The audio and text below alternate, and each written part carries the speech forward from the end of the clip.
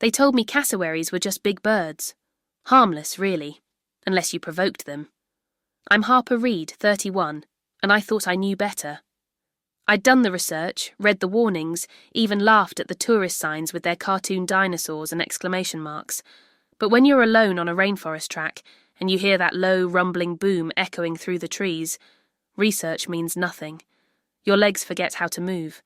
Your brain screams one thing: run. And that's exactly what you shouldn't do. 20 minutes. That's how long it chased me. 20 minutes of pure primal terror that I still can't fully explain. They told me cassowaries were just big birds. Harmless, really, unless you provoked them. I'm Harper Reed, 31, and I thought I knew better. I'd done the research, read the warnings, even laughed at the tourist signs with their cartoon dinosaurs and exclamation marks. But when you're alone on a rainforest track and you hear that low, rumbling boom echoing through the trees, research means nothing.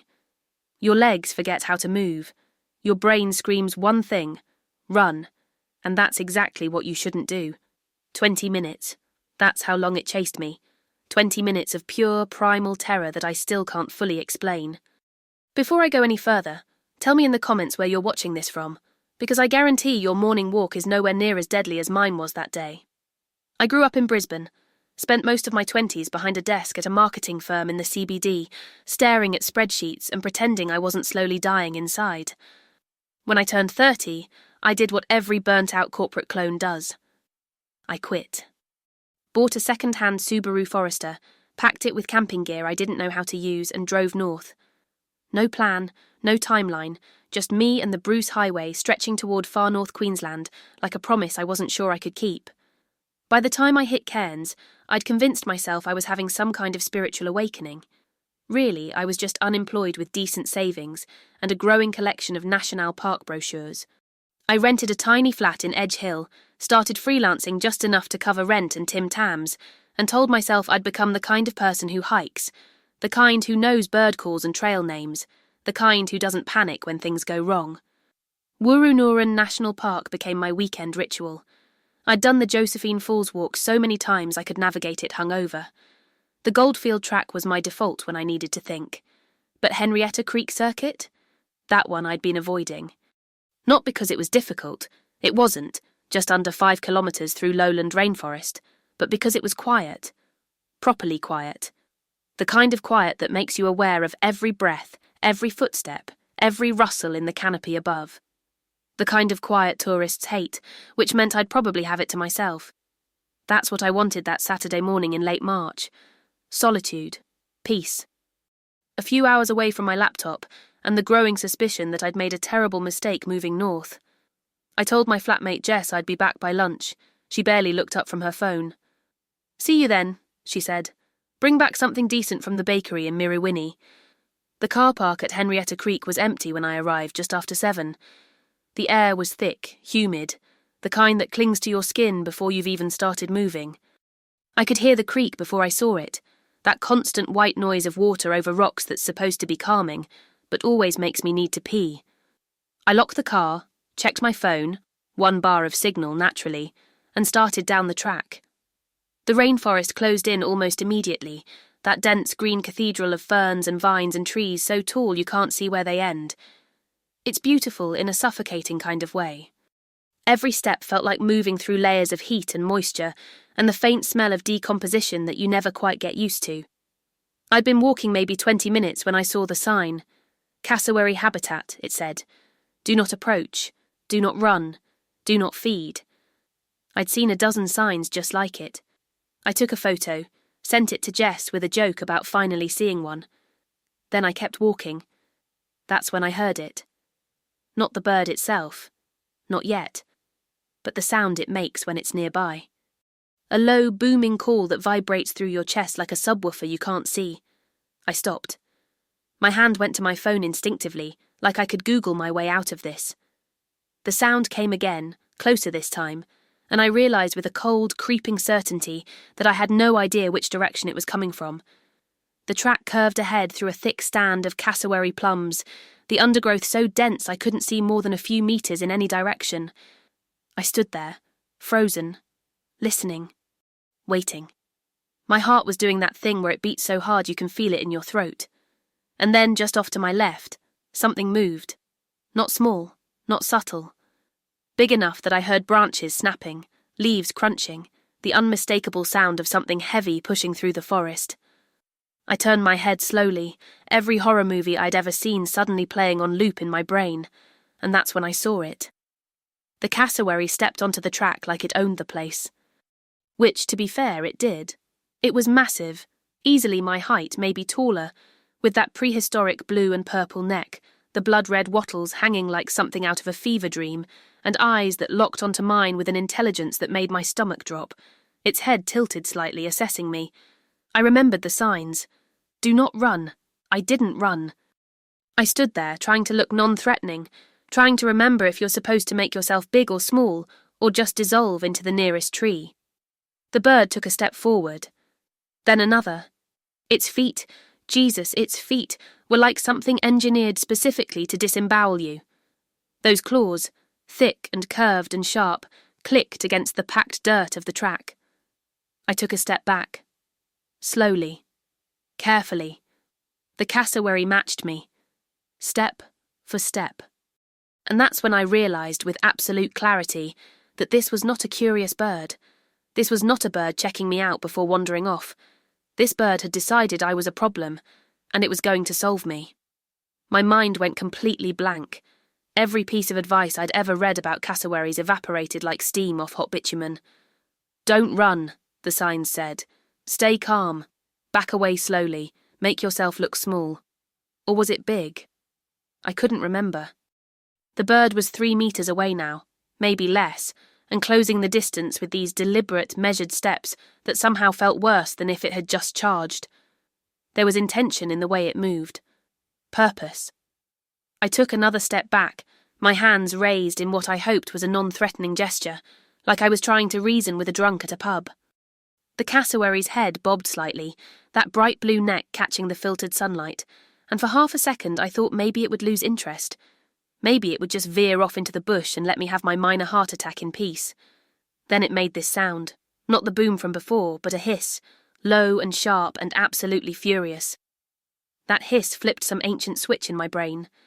The part that doesn't care about signs or logic or anything except getting the hell away from the thing that wants to kill you. I turned. I ran. And I knew immediately that I'd made the worst possible choice. Behind me, I heard the explosion of movement. Branches snapping, feet pounding the track with a rhythm that sounded like a drum solo played by something that hated me personally. Cassowaries can run at 50 kilometers an hour. I learned that later. In the moment, all I knew was that it was fast. Faster than me. Faster than anything that size had any right to be. The track curved sharply to the right, and I took it at full speed, my boots skidding on loose gravel, my backpack slamming against my spine. I could hear it behind me. Close. Too close. The sound of those claws hitting the ground was like someone hammering nails into a coffin at double time. I didn't dare look back. Looking back meant slowing down, and slowing down meant those feet, those claws, connecting with something vital. My lungs were already burning. The humidity made every breath feel like I was inhaling soup. The track ahead stretched into more green, more curves, more rainforest that suddenly felt less like a sanctuary and more like a cage. I tried to remember the map. How far to the car park? 2 kilometers? 3? It felt like 100. My phone was in my pocket, but there was no way I was stopping to call for help. What would I even say? There's a giant prehistoric bird trying to murder me on the Henrietta Creek circuit. Send someone with a net. I pushed harder, my legs screaming, my heart doing its best impression of a jackhammer. And then the track opened up slightly. A small clearing, maybe 10 meters across, where a massive fig tree had claimed the space. I made a split-second decision that probably saved my life. Instead of staying on the track, I veered left, straight into the undergrowth. It was stupid. It was desperate. But the cassowary was faster than me on open ground, and I needed something, anything, to slow it down. I crashed through ferns and lawyer vines, the thorns ripping at my arms and legs, my feet slipping on mud and moss. Behind me, the bird followed. I could hear it thrashing through the vegetation, that hiss-grunt sound it made now constant, like it was narrating its own rage. I spotted a fallen log, massive and half-rotted, and I scrambled over it, my hands sinking into the soft wood. For a moment, just a moment, I thought I'd gained some distance. Then I heard the sound of the cassowary hitting the log, not going over it, not around it, through it. The wood exploded in a spray of termites and rot, and I realised this thing wasn't just chasing me, it was demolishing anything between us. My foot caught on a vine and I went down hard. Face first into the leaf litter, the wind knocked out of me, my vision going spotty. I rolled onto my back, gasping, and saw the cassowary emerge from the undergrowth not 5 metres away. It stopped. We both stopped. For a few seconds that felt like hours. We just stared at each other. I could see its chest heaving, that blue neck expanding and contracting with each breath. Its eyes were locked on mine, and I swear I could see something in them. Not just aggression, calculation. It was deciding whether I was worth the effort, whether to finish what it started or let me crawl away and tell the story. I didn't move, didn't breathe, didn't even blink. And then, slowly, I started to inch backward. My hands pressed into the mud, my elbows scraping against roots and stones. The cassowary watched. It took one step forward. I froze. It took another step. I could smell it now. That earthy, musky smell of something wild. Then something happened that I still don't fully understand. A rustling in the canopy above us, a branch cracking. The cassowary's head snapped up, its attention diverted for just a second. I didn't wait to see what it was. I rolled to my left, scrambled to my feet, and ran. Not back toward the track this time, deeper into the forest, away from the paths, away from anything familiar, toward whatever direction my legs would carry me. The bird followed, but slower now. I could hear it behind me, but the density of the undergrowth was working in my favour. Every vine, every fallen branch, every tree created an obstacle. For me, yes, but for something that size, even more. I ran until my legs gave out, until I couldn't hear it anymore, until the only sound was my own breathing and the distant rush of the creek. And that's when I realised I had no idea where I was. If you want to know how this ends, if you want to know how I made it out, you need to stay with me. Because the worst part wasn't the chase, it was what came after. I collapsed against a tree trunk, my chest heaving, my throat raw from sucking in air that felt like it had been filtered through wet wool. The silence pressed in around me. Not peaceful silence. The kind that makes you realise how loud your own breathing is, how every small movement sounds like a gunshot. I tried to listen for the cassowary. Nothing. Just the drip of condensation from leaves, the distant hum of insects, and somewhere far off, water moving over rocks. I pulled out my phone with shaking hands. No signal. Of course not. I was somewhere off track, somewhere the maps on my phone showed as nothing but green blob, and the battery was at 38%. I opened the compass app, watched the needle spin uselessly, then shoved it back in my pocket. Technology wasn't going to save me. I had to think. The creek. I could hear it, faint but constant. Water flows downhill. Downhill eventually leads to roads. That was something. That was a plan, at least. I stood up slowly, every muscle in my body protesting. My left knee throbbed where I'd landed on it. My forearms were covered in thin red lines from the lawyer vine, some already beading with blood. There was mud caked into my boots, my socks squelching with every step, and I was pretty sure I'd lost my hat somewhere back near the log. None of it mattered. I was alive. That's what mattered. I started moving toward the sound of water, pushing through the undergrowth as quietly as I could manage. Every snap of a twig made me freeze. Every rustle in the canopy above sent my heart rate spiking. The rainforest, which had seemed so benign an hour ago, now felt hostile, like it was watching me, like it was waiting to see if I'd make another mistake. I tried not to think about how many cassowaries might be out here.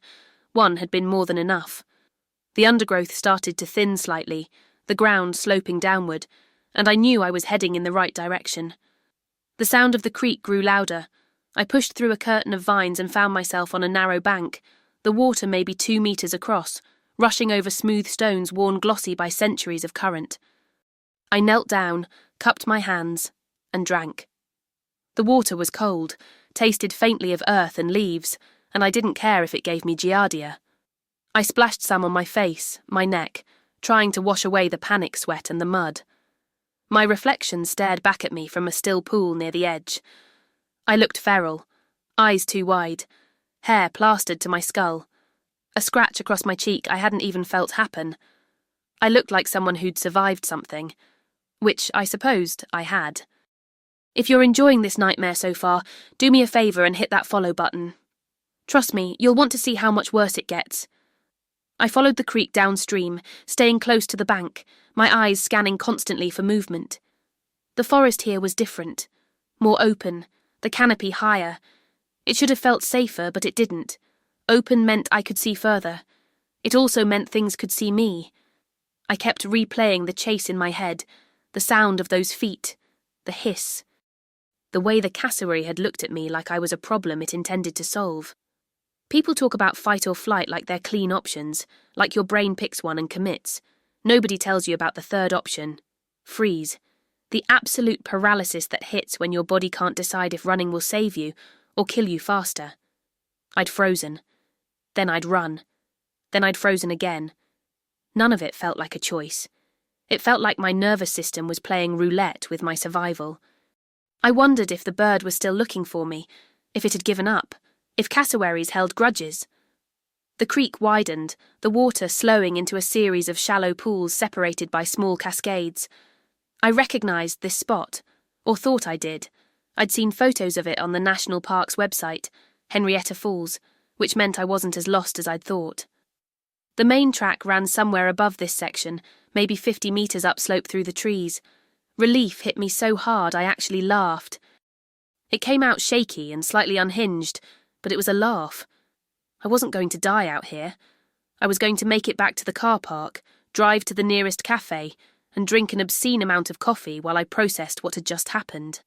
I started climbing the slope, using tree roots as handholds, my boots struggling for purchase on the wet soil. Halfway up, I grabbed a sapling to pull myself higher, and that's when I heard it. That low, resonant boom, close, too close. My blood turned to ice. No, not again. Please, not again. I didn't move, didn't breathe. My hand was still gripping the sapling, my weight half suspended on the slope. The boom came again, and this time I could tell it was coming from upslope, from the direction of the track. The cassowary was between me and safety. I had two options. Climb up and risk another encounter, or go back down to the creek and try to find another way out. Both felt impossible. Both felt like choosing which way I wanted to die. I looked up through the trees. I couldn't see the track from here, but I could see movement, a flash of blue, that unmistakable profile. It was pacing. I'd seen videos of cassowaries doing this, territorial behaviour, patrolling. The bird wasn't hunting me anymore. It was making sure I didn't come back. I eased myself back down the slope as slowly as I could, every movement calculated, my eyes never leaving that patch of blue visible through the foliage. My foot slipped. A small cascade of dirt and pebbles tumbled down toward the creek. The cassowary's head snapped in my direction, and just like that, the chase was on again. I didn't wait to see if it would charge. I was already moving, scrambling back down the slope toward the creek, my feet sliding on the loose soil, my hands grabbing at anything to keep from tumbling headfirst into the water. Behind me, I heard the cassowary crashing through the undergrowth. It wasn't cautious anymore. It wasn't calculating. It was coming straight down that slope like gravity and rage had formed an alliance specifically to end me. I hit the creek bank hard, my ankle twisting on a rock, pain shooting up my leg. I didn't stop. Couldn't stop. I splashed into the water, the cold shocking against my overheated skin, and started downstream. The rocks were slippery, covered in algae, and every step was a gamble between speed and breaking something important. The cassowary reached the bank. I heard the splash as it entered the water behind me. It was in the creek, actually in the creek, chasing me through water like some kind of prehistoric nightmare. The creek curved sharply to the left, the banks rising steeper on both sides, and I realised with growing horror that I'd just trapped myself in a natural corridor. The cassowary was behind me, sheer earth walls on either side. And ahead, The water deepened, darkened, pooling into something I couldn't see the bottom of. I had maybe 10 seconds to decide. Swim for it and hope the pool wasn't too deep, or try to scale one of the banks and risk the bird catching me halfway up. I chose the water. I dove forward, my arms cutting through the surface, my boots immediately trying to drag me down like anchors. The pool was deeper than I expected, cold and dark, and filled with that specific kind of panic that comes from not being able to see what's beneath you. I kicked hard, my lungs already protesting, and broke the surface just as the cassowary reached the edge of the pool. It stopped, stared at me, and I swear it looked annoyed. For a moment I thought this was it. The bird would either follow me in or wait me out, and either way I was finished. My arms were burning, my legs felt like lead. I couldn't tread water forever, and the opposite bank was still a good 5 meters away. But the cassowary didn't enter the pool. It paced along the edge, head bobbing, making that hissing sound that I'd now heard enough times to last a lifetime. Then it turned and started moving along the bank, parallel to me, like it was trying to find a way around. Or maybe it knew something I didn't. Maybe it knew where this creek went. I didn't wait to find out. I swam for the far bank, my strokes sloppy and desperate, my backpack now so waterlogged it felt like I was towing a corpse. My fingers found purchase on a submerged root, and I hauled myself out, collapsing onto a narrow strip of mud and stones. Every part of me hurt. Every part of me wanted to just lie there and let the world figure itself out. But the cassowary was still there, still pacing, still watching me with those eyes that held far too much intelligence for my liking. I forced myself up, my clothes dripping, my boots making obscene squelching sounds with every step. The bank here was less steep, scattered with boulders and fallen trees that created natural steps upward. I started climbing again, using my hands as much as my feet, my muscles screaming in protest. The cassowary moved along the opposite bank, tracking me. It wasn't giving up. This thing had decided I was the problem of its day, and it was going to see it through no matter what. I made it maybe 20 meters up the slope when I heard something that made my stomach drop. Another boom, but not from behind me. From ahead. I froze, my hand gripping a tree root so hard I felt it cut into my palm. No, please no. Not 2 of them. Not now. The second cassowary stepped into view on the ridge above me, smaller than the first, but not by much. Its neck was slightly lighter blue, the wattles less pronounced. Juvenile, maybe, or female. I had no idea how to tell, and it didn't matter, because now I was between 2 cassowaries, one below and one above, and my brain finally hit that point where it just gave up pretending it had any useful input. I stood completely still on that slope, halfway between predators, and thought about every choice that had led me to this exact moment.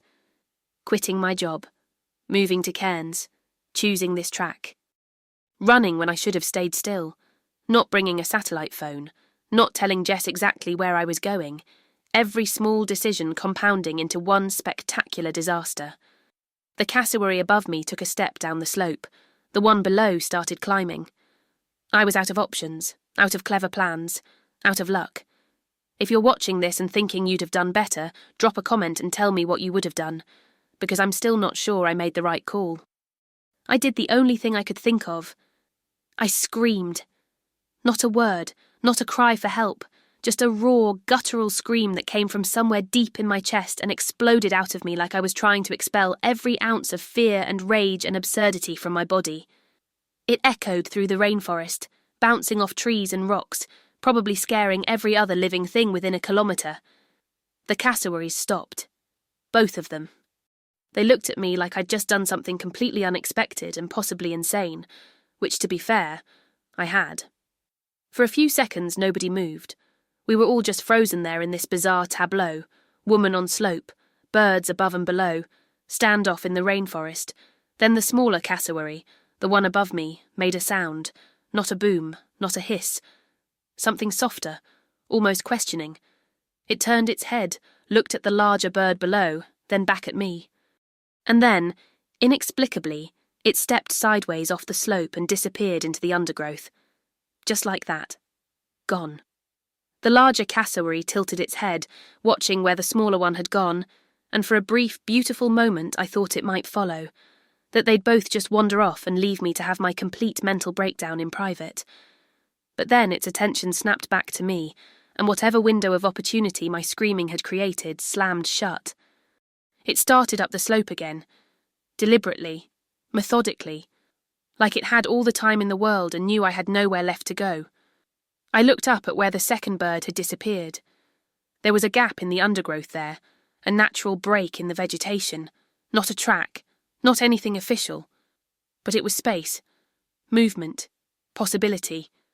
I made a decision that was less about strategy and more about the fact that staying still meant dying. I launched myself up the slope, aiming for that gap, my legs finding strength I didn't know I still had. I crashed through the opening and found myself in a section of forest that looked like a storm had torn through it months ago.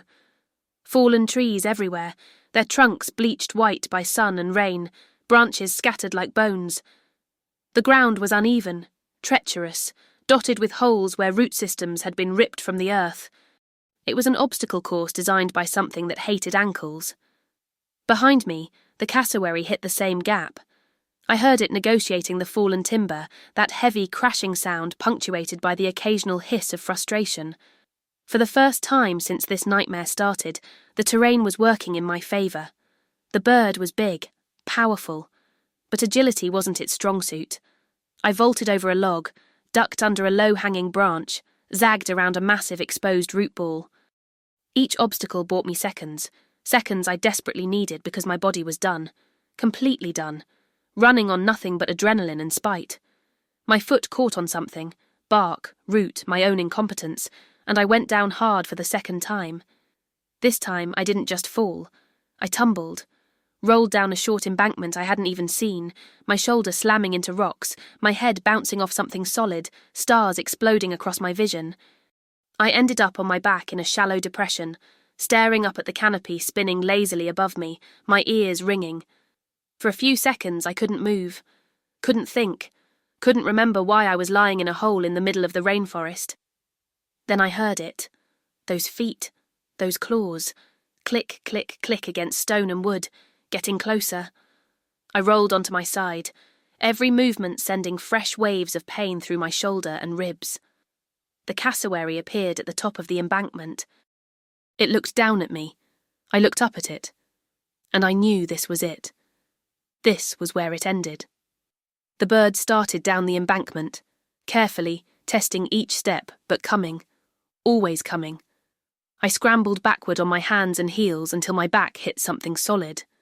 A boulder, trapped against stone with a cassowary closing in. My hand brushed against something on the ground. A branch, thick, solid, maybe a metre long. I grabbed it without thinking, held it in front of me like it was a sword and not a piece of dead wood. The cassowary reached the bottom of the embankment. We were maybe 3 metres apart. Close enough that I could see the texture of its feathers, the way its throat moved when it breathed, the dried mud on those lethal claws. It made that hissing sound again, head lowered, and I knew it was about to charge. About to end this. I thought about Jess. About how she'd be waiting for me with her phone, expecting me back for lunch. About my parents in Brisbane who'd get a call that would destroy them. About dying in a hole in the forest because I'd wanted to prove I was the kind of person who hiked. The cassowary charged. I swung the branch. Not gracefully, not with any kind of technique. Just a wild, desperate arc that connected with the side of its head purely by accident. The impact jolted up my arms, the branch cracked but didn't break, and the bird reeled sideways, making a sound I hadn't heard before. Surprise, maybe pain. It stumbled, shook its head, and I swung again. This time I aimed for the neck, that bright blue target, and I hit it square. The bird backpedaled, hissing, its eyes wide with something that might have been shock. I didn't give it time to recover. I swung again and again, screaming with each swing, wordless, primal. Every frustration and fear and humiliation of the past 20 minutes pouring out through a piece of wood. The cassowary retreated up the embankment. Slowly at first, then faster. It reached the top and stood there, staring down at me, and I stood at the bottom, branch raised, chest heaving, waiting to see what it would do next. It did nothing, Just stood there, watching, breathing. We stayed like that for what felt like an hour, but was probably less than a minute. Then finally, it turned, walked along the top of the embankment, and disappeared into the forest. Just like that. Gone. I didn't lower the branch, didn't move, didn't trust that it was over because nothing about the last 20 minutes had given me any reason to trust anything. I stood there, muscles locked, eyes scanning the tree line, waiting for it to come back, waiting for the second one to reappear, waiting for something else to go wrong because that's all that had happened since I'd set foot on this track. But nothing came. The forest was quiet again. That oppressive, watching quiet that I now understood wasn't peace at all. It was just the space between disasters. I don't know how long I stood there before my legs gave out, and I collapsed against the boulder. The branch fell from my hands. And then, finally, I let myself cry. Not graceful crying, ugly, snotty, gasping sobs that shook my entire body. I cried because I was alive, because I'd almost died, because I'd had to fight a cassowary with a stick, because the universe had a sick sense of humour. I cried until I had nothing left, and then I picked myself up, because I still had to get out of this forest, and I had no idea how. I sat there for maybe 10 minutes, listening to nothing but my own breathing and the distant creak. My hands were shaking so badly I could barely pull my phone from my pocket. Still no signal. The screen was cracked from one of my many falls, a spiderweb pattern radiating from the top corner, but it still worked. 12:30. I'd been in this forest for over 5 hours. Jess would be wondering where I was by now. Probably annoyed that I hadn't brought back anything from the bakery. The battery was down to 18%. I turned it off to conserve what was left, shoved it back in my pocket, and forced myself to stand. Every muscle protested. My left shoulder felt wrong, possibly dislocated, definitely damaged. My ankle throbbed with each heartbeat. The cuts on my arms had stopped bleeding but were already starting to sting with the promise of infection. I looked like I'd been in a fight with the forest itself, which in a way I had. Getting out of the depression was harder than falling into it. The embankment was steep, the soil loose, and I only had one arm that worked properly. I clawed my way up using roots and rocks, my boots slipping, my good hand cramping from gripping so hard. When I finally hauled myself over the top, I lay there for a moment, face down in the leaf litter, tasting dirt and defeat. But I was up. That was something. I stood, oriented myself using the sun filtering through the canopy, west, which meant the coast was that way, which meant the highway was that way, which meant civilization was that way. Probably. Navigation had never been my strong suit even with a map and GPS. Doing it by some position while concussed and traumatized felt optimistic at best. But it was all I had. I started walking, not fast, not confidently, just one foot in front of the other, moving in what I hoped was the right direction. The forest here was different, quieter, the undergrowth less dense. Ancient trees with buttress roots the size of cars created natural corridors between them. Walking felt easier, almost meditative if you ignored the constant spike of panic every time something rustled nearby. I kept expecting to see that blue neck, those red wattles, those eyes that looked at me like I was a complicated problem requiring a violent solution. But I saw nothing, just trees and ferns and the occasional bird call that made my heart rate spike before I recognized it as something small and harmless. I walked for what felt like hours. The sun moved across the sky. My shadow shortened, then lengthened again. My tongue was thick in my mouth. I'd finished my water somewhere back near the creek, and the dehydration was starting to make my head fuzzy. I knew I needed to find water soon. The creek had been flowing roughly parallel to my direction, but I'd lost the sound of it back in the fallen timber section. Then I heard something that made me stop dead. Voices. Human voices. Distant, distorted by the forest, but unmistakably human. I wanted to run toward them, wanted to scream for help, but I'd learned something today about running blindly toward things. I moved carefully, quietly, following the sound through the trees. The voices grew louder. I could make out words now. Someone laughing. The electronic ping of a phone notification, and then, like stepping through a curtain, I emerged onto a track. Not the track I'd started on. A different one.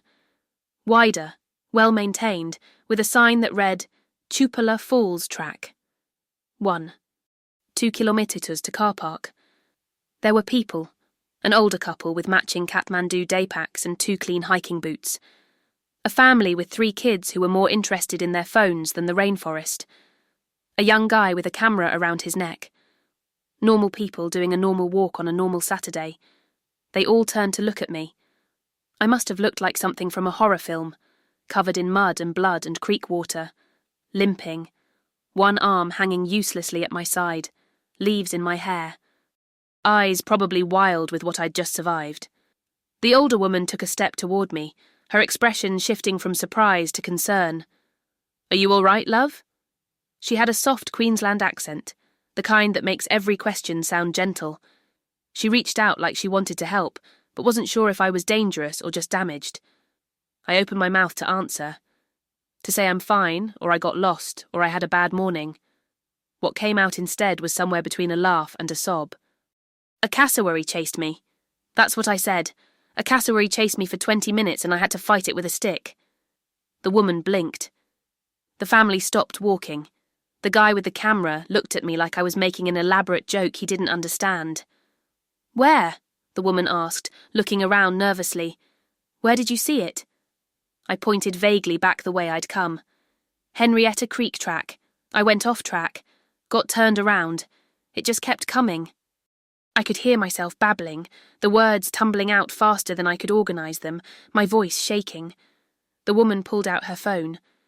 "We need to call the rangers," she said to her husband. The younger guy stepped forward, camera still around his neck. "Did you get photos?" He sounded excited, like I'd just told him about seeing a celebrity instead of nearly dying. I stared at him. Photos.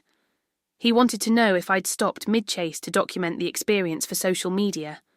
The laugh that came out of me was not kind. "No," I said. "I didn't get photos. I was too busy trying not to get disemboweled." The woman was talking into her phone now, explaining the situation to someone on the other end. Rangers, I assumed. Or emergency services. The family had moved further down the track, the mother herding her kids away from whatever chaos I represented. I sat down right there in the middle of the track, my legs finally giving up their attempt at keeping me vertical. The woman ended her call and knelt beside me. "They're sending someone," she said. "You're going to be okay." And that's when it really hit me. I was going to be okay. I'd survived. Against all odds, all logic, all reasonable expectations, I'd survived. If you've made it this far, if you've stayed with me through this entire nightmare, I need you to do something for me. Share this. Not because I want internet points or validation, but because someone else needs to know that cassowaries are not just big birds. They're not photo opportunities. They're not harmless unless provoked. They're apex predators in a world that's forgotten how to respect them. And if my story stops even one person from making the same mistakes I did, then maybe getting chased through a rainforest by a prehistoric murder bird will have been worth something. Drop a comment. Share with someone planning a trip to far north Queensland. And for the love of God, stay on the marked tracks.